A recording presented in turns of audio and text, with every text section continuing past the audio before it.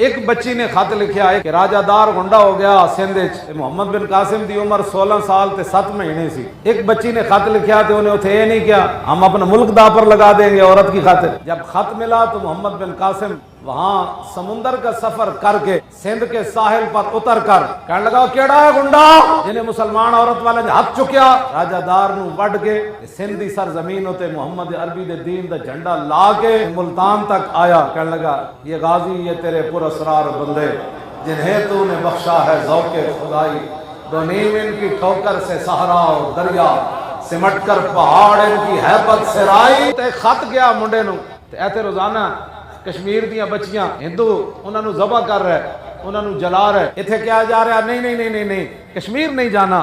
तू दस फिर किथे जाना है? जो यहाँ से जाएगा अपने मुसलमानों की बच्चियों की हिफाजत के लिए वो पाकिस्तान का भी गद्दार होगा और कश्मीरियों का भी दुश्मन होगा।